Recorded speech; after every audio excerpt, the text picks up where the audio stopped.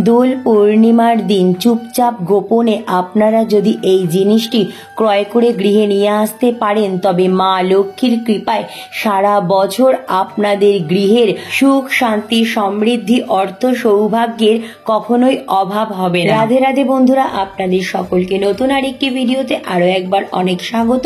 আশা করি ঈশ্বরের কৃপায় আপনারা খুব ভালো আছেন এবং সুস্থ আছেন। 14ই মার্চ শুক্রবার এবছর অর্থাৎ 2025 সালের দোল পূর্ণিমা তিথি লাগছে 13ই মার্চ 2025 বাংলার 28শে ফাল্গুন বৃহস্পতিবার সকাল 10:22 থেকে এবং পূর্ণিমা তিথি সমাপ্ত হবে 14ই মার্চ 2025 বাংলার 29শে ফাল্গুন শুক্রবার সকাল 11:34। আজ আমি আপনাদের সাথে এই ভিডিওটিতে শেয়ার করব দোল পূর্ণিমা তিথিতে কোন সেই বিশেষ একটি বস্তু যা গৃহে এই দিন ক্রয় করে নিয়ে আসলে সারা বছর মা লক্ষ্মী ও ভগবান নারায়ণের কৃপা আপনাদের গৃহে বজায় থাকবে। মা লক্ষ্মী ও ভগবান নারায়ণের কৃপায় আপনার সংসার থেকে চিরতরে দূর হবে দুঃখ দুর্দশা, আর্থিক কষ্ট, পারিবারিক কলহ, রোগ ব্যাধি, নজর দোষ, বাস্তু দোষ ও গ্রহ দোষের মতো সমস্যা। তার সাথে সাথে শেয়ার করব এই দোল পূর্ণিমার পবিত্র তিথিতে আপনার গৃহ থেকে ভুল করেও কিন্তু এই 5টি জিনিস কারোকে দেবেন না বা দান করবেন না। আপনার অত্যন্ত কাছের মানুষ বা আত্মীয় স্বজন, পাড়া প্রতিবেশী বা বন্ধু বান্ধব যেই আসুক না কেন ভুল করেও কিন্তু এই 5টি জিনিস এই দিন গৃহ থেকে কারোকে দেবেন না বা দান করবেন না। তা না হলে কিন্তু পারিবারিক অমঙ্গল সৃষ্টি হবে। সারা বছর আপনাদের ভুগতে হবে নানান বাধা বিপত্তি, আর্থিক সমস্যা, রোগ ব্যাধি, জ্বালা যন্ত্রণায়। দ্বাদশ পূর্ণিমার মধ্যে দোল পূর্ণিমা সর্বশ্রেষ্ঠ পূর্ণিমা। তাই এই দোল পূর্ণিমা তিথিতে আপনার বাড়ির চালের পাত্রে যদি এই জিনিসটি লুকিয়ে রাখতে পারেন তবে সারা বছর মা লক্ষ্মী আপনার গৃহে অচলা হয়ে থাকবেন। সেই গৃহের মানুষেরা কখনোই অন্ন বস্ত্র বাসস্থানের অভাব বোধ করবে না। এই পূর্ণিমাকে লক্ষ্মী পূর্ণিমাও বলা হয়, কারণ এই দিন আপনারা যদি আপনাদের গৃহে মা লক্ষ্মীকে সারা বছরের জন্য স্থিত করতে চান, অর্থাৎ আর্থিক উন্নতি চান, আপনাদের সংসার থেকে নানান বাধা বিপত্তি, অশুভ শক্তির প্রভাব, রোগ ব্যাধি, পারিবারিক অশান্তি, বাস্তু দোষ, আর্থিক কষ্ট দূর করতে চান, অর্থের অপচয় বন্ধ করতে চান, তবে অবশ্যই এই পূর্ণিমা তিথিতে আপনার বাড়ির রান্নাঘরের চালের পাত্রে এই বস্তুটি রেখে দিন। দেখবেন খুব দ্রুত মা লক্ষ্মী ও ভগবান নারায়ণের কৃপায় আপনার সংসারের আর্থিক সচ্ছলতা বৃদ্ধি পাচ্ছে। দোল পূর্ণিমার দিন একদম বেশি বেলা করে ঘুম থেকে উঠবেন না। খুব সকাল সকাল পারলে ব্রাহ্ম মুহূর্তে ঘুম থেকে উঠবেন। ঘুম থেকে উঠে বাসি বিছানায় হাত জোড় করে মা লক্ষ্মী ও ভগবান নারায়ণকে মনে মনে স্মরণ করে প্রণাম জানিয়ে দিনটি শুরু করবেন। এরপর ঘর বাড়ি ভালো করে পরিষ্কার পরিচ্ছন্ন করে নেবেন। বাড়ির সদর দরজাও কিন্তু অবশ্যই এই দিন পরিষ্কার পরিচ্ছন্ন রাখবেন। সদর দরজায় 1 ঘটি জল ঢেলে দেবেন। ঘর বাড়ি পরিষ্কার পরিচ্ছন্নর পর সকাল সকাল স্নান সেরে নেবেন। পারলে অবশ্যই এই দিন পবিত্র কোনো নদী অথবা গঙ্গায় স্নান করুন, কারণ এই পূর্ণিমা তিথিতে গঙ্গা স্নানের অত্যন্ত মাহাত্ম্য রয়েছে। আর যদি সম্ভব না হয় সেক্ষেত্রে আপনারা বাড়িতেই স্নান সেরে নিতে পারেন। তবে স্নানের পর শুদ্ধ বস্ত্র পরিধান করে অবশ্যই নিজ মস্তকে ও পুরো বাড়িতে ভালো করে গঙ্গা জল ছিটিয়ে নেবেন এবং বাড়ির সদর দরজাতেও ভালো করে গঙ্গা জল ছিটিয়ে দেবেন। এই দিন বাড়ির সদর দরজা থেকে ঠাকুর ঘর পর্যন্ত মা লক্ষ্মীর পদচিহ্নের আলপনা আঁকবেন এবং আপনার বাড়ির প্রতিটি ঘরের দরজার সামনে মা লক্ষ্মীর পদচিহ্নের আলপনা আঁকবেন। ঠাকুর ঘরেও বা পুজোর জায়গায়ও অবশ্যই আলপনা অঙ্কন করবেন। এতে করে মা লক্ষ্মী ও ভগবান নারায়ণ অত্যন্ত প্রসন্ন হবেন। এই দিন ভগবান শ্রীকৃষ্ণ অথবা ভগবান নারায়ণ অথবা নারু গোপালকে একটি নতুন ময়ূরের পালক নিবেদন করবেন। নতুন ময়ূরের পালক এনে ভগবান শ্রীকৃষ্ণ অথবা ভগবান নারায়ণ বা নারু গোপালের মস্তকে নিবেদন করবেন, অর্থাৎ মাথার মুকুটে ময়ূরের পালকটি দিয়ে সাজিয়ে দেবেন। ভগবান শ্রীকৃষ্ণের বা ভগবান নারায়ণের শ্রী চরণের সামনেও 2টি ময়ূরের পালক নিবেদন করবেন এবং পুজোর পর এই ময়ূরের পালক 2টি নিয়ে আপনার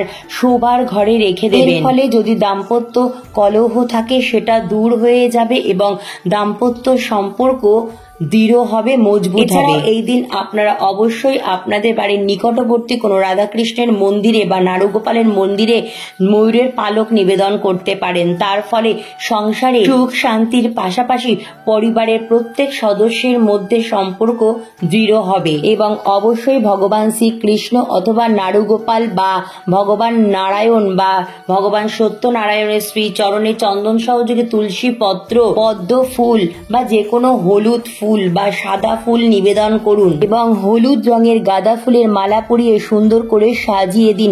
ওম নমো ভগবতে বাসুদেবায় নমো এই মন্ত্রটি জপ করতে থাকুন। এই দিন নিজ সাধ্য সামর্থ্য মতো নানা রকম ফল, মিষ্টি, পায়েস, মালপোয়া, মাখন, মিশ্রি, খিচুড়ি, লুচি, সুজি, পোলাও ইত্যাদির ভোগ নিবেদন করুন। এই দিন ভগবান শ্রীকৃষ্ণ অথবা ভগবান নারায়ণ বা ভগবান সত্যনারায়ণ বা নারুগোপালের শ্রী চরণে লাল, গোলাপি বা হলুদ রঙের আবির নিবেদন করুন। ভগবান শ্রীকৃষ্ণ বা ভগবান নারায়ণের অত্যন্ত প্রিয় এই রঙগুলি, তাই তো ভগবান শ্রীকৃষ্ণের আর এক নাম পীতাম্বরী। লাল এবং হলুদ রঙের আবির সদা সর্বদা ঈশ্বরের চরণেই নিবেদন করতে হয়। গুরুজনদের চরণে অথবা আপনার পিতা মাতার চরণে কখনো লাল বা হলুদ রঙের আবির নিবেদন করবেন না। পিতা মাতা বা বয়োজ্যেষ্ঠ অর্থাৎ গুরুজনদের কপালে, গালে, মুখে, মাথায় আবির দিয়ে প্রণাম করে আশীর্বাদ নিন। এই পূর্ণিমা তিথিতে ভুল করেও আপনাদের গৃহ থেকে চাল, লবণ, গোটা তিল, সর্ষে, হলুদ এবং সর্ষের তেল একদম ভুল করেও দেবেন না বা কাউকে দান করবেন না। আর এই জিনিসগুলি কখনোই আপনাদের গৃহ থেকে পুরোপুরি শেষ হতে দেবেন না। শেষ হওয়ার আগেই আপনারা গৃহে কিন্তু এই জিনিসগুলি সব সময় মজুত রাখবেন। অসহায়, গরিব, দুঃখী কোনো মানুষ যদি আপনার কাছে এই দিন এই জিনিসগুলি চাইতে আসেন তাহলেও কিন্তু ভুল করে দেবেন না। খুব প্রয়োজনে আপনারা অর্থ দিয়ে তাদের সাহায্য করতে পারেন বা আপনারা নিজেরা দোকান থেকে বা বাজার থেকে সেই জিনিসগুলি কিনে তাদের সাহায্য করতে পারেন, কিন্তু আপনাদের গৃহের কাজে ব্যবহৃত জিনিসগুলি একদম কারোকে দেবেন না বা দান করবেন না। ভুল করেও চুল, দাড়ি, নখ কাটবেন না। তার সাথে সাথে একদম ভুল করেও এই দোল পূর্ণিমা তিথিতে আমিষ জাতীয় কোনো জিনিস আনবেন না বা রান্নাও করবেন না। বাড়ির বাইরে গিয়েও বাড়ির কোনো সদস্য যেন এই দিন আমিষ জাতীয় কোনো খাবার গ্রহণ না করে সেদিকেও নজর রাখবেন। সমুদ্রে বা নদীতে যে জোয়ার ভাটা আসে তেমনি পূর্ণিমা ও অমাবস্যা তিথিতে আমাদের শরীরেও নানা রকম জোয়ার ভাটার সৃষ্টি হয়। চন্দ্রের প্রভাবে শরীরের জোয়ার ঊর্ধ্বমুখী থাকে। পূর্ণিমা তিথিতে কোনো রকম চুল, দাড়ি, নখ কাটা বা আমিষ জাতীয় খাবার গ্রহণ করলে জন্মছকে গ্রহ দোষের সৃষ্টি হয়। পূর্ণিমা, অমাবস্যা, একাদশী, দ্বাদশী এবং রবিবার কিন্তু কখনোই তুলসী পাতা চয়ন করতে নেই। এই তিথিগুলি চলাকালীন আপনারা যদি তুলসী পত্র চয়ন করে ফেলেন তবে ভগবান শ্রীহরি বিষ্ণুর মস্তক ছেদন করার মতো পাপের অধিকারী হবেন আপনারা। এর ফলে কেশবপ্রিয়া বৃন্দাবনেশ্বরী তুলসী অত্যন্ত রাগান্বিত হয়। পূর্ণিমা তিথি বা এই তিথিগুলির আগে কিন্তু আপনারা তুলসী পত্র চয়ন করে রাখবেন, কারণ তুলসী পত্র ছাড়া ভগবান শ্রীহরি বিষ্ণু বা ভগবান শ্রীকৃষ্ণের পুজো অসম্পূর্ণ। দোল পূর্ণিমার দিন একটি স্কোয়ার সাইজের নতুন হলুদ রঙের শালু কাপড় নিয়ে নেবেন এবং সেই হলুদ রঙের কাপড়টিতে 3টি কড়ি, 3টি হলুদের গাঁঠ এবং 3টি নিখুঁত ফুলযুক্ত লবঙ্গ নিয়ে তাতে কিছুটা আতর লাগিয়ে দেবেন। তারপর হলুদ রঙের সুতো দিয়ে খুব ভালো করে কাপড়টি বেঁধে একটি পুটুলি তৈরি করে নেবেন এবং সেই পুটুলিটি লক্ষ্মী নারায়ণ বা রাধাকৃষ্ণের শ্রী চরণে নিবেদন করবেন। পর লক্ষ্মী নারায়ণ অথবা রাধাকৃষ্ণের আশীর্বাদী এই পুটুলিটি নিয়ে বাড়ির সদর দরজায় লোকচক্ষুর আড়ালে অর্থাৎ গোপনে বেঁধে দেবেন পূর্ণিমা তিথি থাকাকালীন সময়ের মধ্যে। এর ফলে আপনার গৃহ থেকে পারিবারিক অশান্তি, রোগ ব্যাধি, আর্থিক সমস্যা, বাস্তু দোষ, নজর দোষের মতো সমস্যাও খুব সহজে দূর হয়ে যাবে। সংসার ভরে উঠবে আপনাদের সুখ, শান্তি, সমৃদ্ধিতে। পূর্ণিমার দিন সন্ধেবেলা অবশ্যই ঠাকুর ঘরে একটি মাটির নতুন ঘিয়ে প্রদীপ প্রজ্বলন করবেন। দোল পূর্ণিমার দিন 21টি অক্ষত নিখুঁত চাল নিয়ে নেবেন এবং সেই চালে ভালো করে হলুদ মাখিয়ে নেবেন, তবে কিন্তু রান্নাঘরের ব্যবহৃত হলুদ নয়। আপনারা বাজার থেকে নতুন হলুদ কিনে নিয়ে এসে সেই হলুদে ভালো করে সেই চালে মাখিয়ে নেবেন এবং লাল একটি শালু কাপড়ে সেই 21টি চাল রেখে একটি পুটুলি তৈরি করে নেবেন এবং সেই পুটুলিটি পূর্ণিমার পুজোর সময় মা লক্ষ্মী শ্রীচরণে নিবেদন করবে এবং পুজোর পর মা লক্ষ্মীর আশীর্বাদী এই পুটুলিটি আপনারা আপনাদের মানি ব্যাগে বা পার্সে অথবা লকারে বা ক্যাশ বাক্সে কর্মক্ষেত্রে রেখে দিতে পারেন। এর ফলে মা লক্ষ্মীর বিশেষ কৃপা দৃষ্টি আপনারা পাবেন এবং যেখান থেকেই হোক অর্থ আগমনের নতুন নতুন পথ তৈরি হয়ে যাবে। লক্ষ্মী ও ভগবান নারায়ণের কৃপায় আপনাদের কখনো আর আর্থিক সমস্যায় ভুগতে হবে না। বন্ধুরা, দোল পূর্ণিমার আরো একটি বিশেষ উপায় আপনাদের এখন জানিয়ে দিচ্ছি।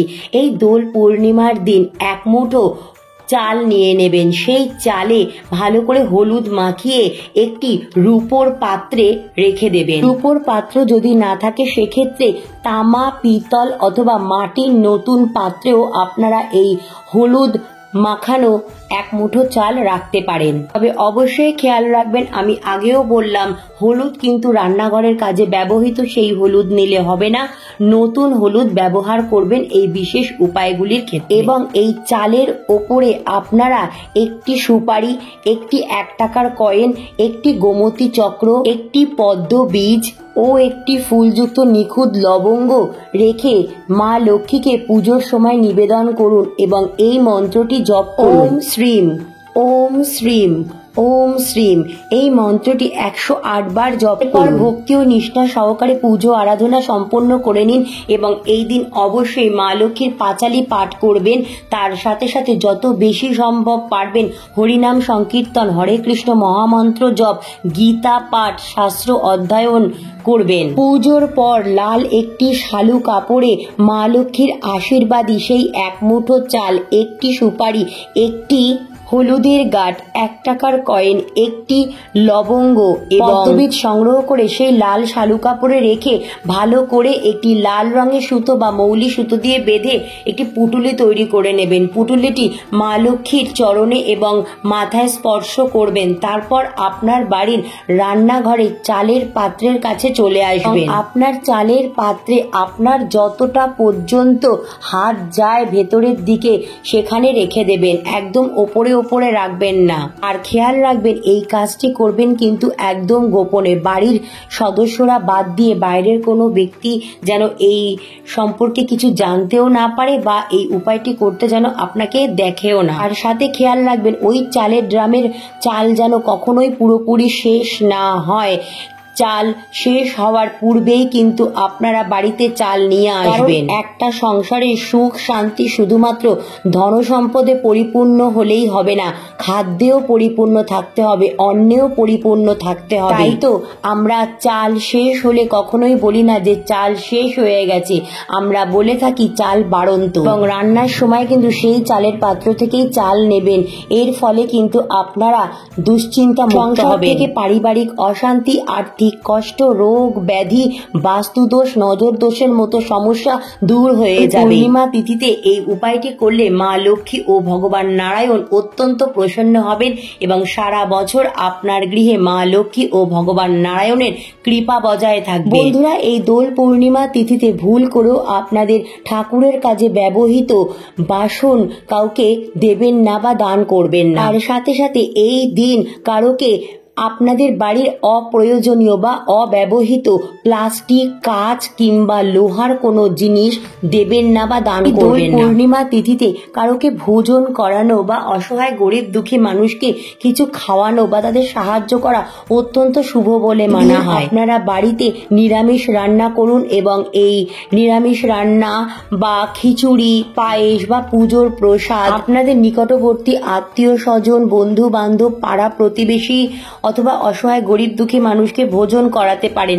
কিন্তু তা বলে ভুল করেও এই দিন আগের দিনের আমিষ জাতীয় কোনো খাবার বা বাসি পচা খাবার কারোকে দেবেন না বা দানও করবেন না। এই পবিত্র তিথিগুলিতেই কিন্তু ভগবান বা ঈশ্বর আমাদের গৃহে আসেন আমাদের নানা রূপে পরীক্ষা নেওয়ার জন্য। এই কাজগুলি কিন্তু ভুলেও করবেন না, এর ফলে কিন্তু আপনারা ভগবান বা ঈশ্বরের কৃপা থেকে বঞ্চিত থাকবেন। অবশ্যই অবলা জীব জন্তুদেরও কিছু খাওয়ান, তাদের সাহায্য করুন। এই দিন গুরুজন অথবা মহিলাদের অসম্মান করে বা মনে আঘাত দিয়ে কোনো রকম কথা বলবেন না বা তাদের সাথে খারাপ ব্যবহার করবেন না। পরিবেশ ঠিক রাখবেন, বাড়িতে এবং বাড়ির বাইরে কোনো ব্যক্তির সাথে অযথা তর্কে বা ঝগড়ায় জড়াবেন না। কোনো রকম তেতো জাতীয় খাবার বা পোড়া জাতীয় খাবার একদম খাবেন না। এই দিন মিষ্টি মুখ করুন এবং সবাইকে মিষ্টি মুখ এবং কোনো রকম নেশা জাতীয় জিনিস বা মাদক জাতীয় জিনিস সেবন করবেন না। দোল পূর্ণিমার দিন রাতে শোবার সময় সকালে ভগবান শ্রীকৃষ্ণ অথবা নারায়ণের শ্রীচরণে